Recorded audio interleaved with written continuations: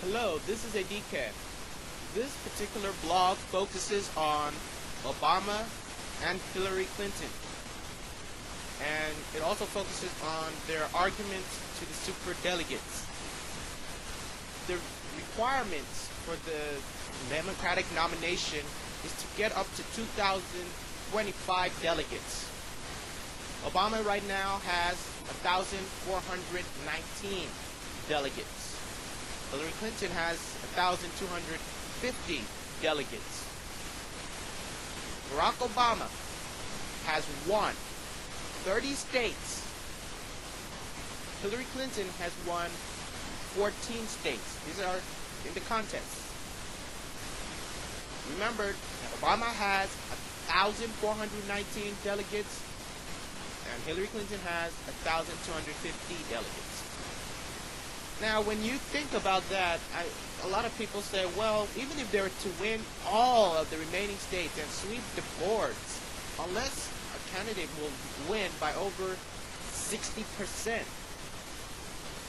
there's still no way either Hillary or Obama can get to the required 2,025 super delegates required.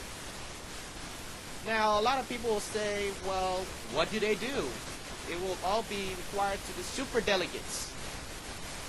And the super delegates are party officials that can vote for whoever they want to vote for. But in the Democratic Party, elections have not been won based on popular votes or the amount of states won. It's based on the amount of delegates you have won. And usually that requires winning a majority of the states. Now, since Obama has won most of the states, this is Obama's argument. He has won most of the states.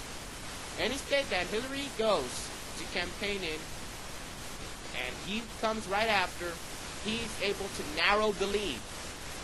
In every single state, there hasn't been a state that Obama has not been able to narrow the lead, and most of them were over 20 points difference between when they're just getting in.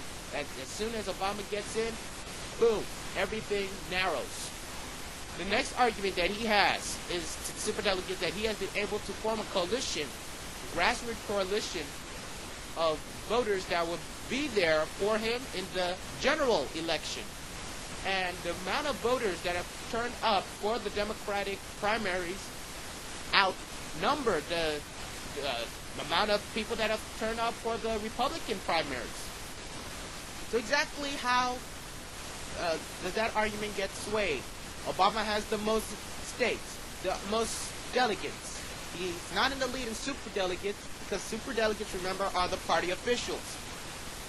With Hillary Clinton is not in the lead with the super delegates. Well, she is in the lead with super delegates, but not in the lead with the delegates, the pledged delegates, and not in the lead with the popular votes, and not in the lead with the states won. But the reason why she's still in there is because she thinks that she can make an argument with the super delegates by telling them that they should elect her if she's able to make up in the amount of pledged delegates, or if she's able to make up in the amount of popular votes. Popular votes is the main thing going on with Hillary Clinton. Now, there's no possible way so far, if she were to lose this next primaries coming up with a very slim, like single digits, there's no possible way that she will be able to catch up.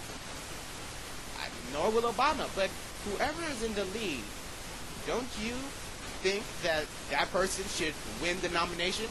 It's like saying, all right, two people go out, they're doing car racing. They're driving as fast as they can to get to the finish line. But both cars break down. But the blue car gets a little bit ahead of the red car at the time that they both simultaneously break down.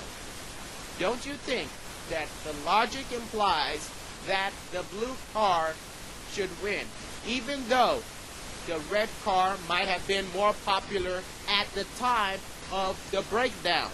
That is how to look at the popular vote issue with Senator Barack Obama and Senator Hillary Clinton. they both can get to the finish line, but they both have a different set of the requirements needed to get to the finish line. If the candidate that has the most can expect to get to the finish line, what does that say about the Democratic Party? That's like saying, well, all those people that voted in the Democratic primaries and caucuses, everything, they didn't have the right to vote. That's like stripping them of their right to vote. They didn't have a say in choosing the President of the United States. If one superdelegate vote is such a large percentage, theoretically and proportionally to the amount of people that vote in these primaries, I mean, it just doesn't seem logical by any standpoint. But since the superdelegates are there, they are there to make the logical set of assumptions and pick for a candidate that has the most at the time that they are presented. That's why you're seeing a huge shift of the superdelegates towards Barack Obama, because it will be very, very hard for Hillary to try to overtake him. And some people said, well, I wouldn't vote for Obama because what about Michigan and Florida and all that? Well, let's look at that. Those states were not to be contested, which means nobody was supposed to go there and rally. Nobody was supposed to go there and hold big rally or campaign there at all, because it wouldn't be logical. But Hillary went ahead and campaigned there. Her name was on the ballot. Obama still nearly won, technically, if you were to think about the amount of people that went there looking for Barack Obama, but knowing that Michigan and Florida wouldn't count, they decided not to vote at all. Now, they decided to say, well, let's go ahead and do a revote in Michigan and Florida, because who knows, maybe we would win. That's coming from the Hillary campaign. They want to go ahead, do Michigan and Florida, because they say that Barack Obama disenfranchised millions of voters in Michigan and Florida by choosing not to campaign there. But it is in the DNC rules that the delegates wouldn't be seated. Now, just because somebody is not in the lead does not give them the right to dictate what the DNC has to do with the voters with Michigan and Florida to try to change the entire rules of the democratic system, all right, to make Florida and Michigan count. Now, people can argue this all they want, saying that she was Obama was disenfranchising the voters, but it is totally false. It is totally a lie. It is not Obama's fault. It is the fault of the delegates for not submitting to the party rules that didn't allow them to hold elections so they can be seated. So that is the whole thing about Michigan and Florida, and that's one of the reasons why this contest seems like it's going on for nothing, because Barack Obama's going to win anyway. What's the point? What's the point of voting for Hillary Clinton when she can't make up the lead? Yeah, I'm not telling her to drop out right now, even though it would be logical for her to drop out. The reason why is because she should at least get out on a good note. People know her. People respect Hillary Clinton, no matter how bad she might be on policies or how bad she might be in telling the truth in several different instances.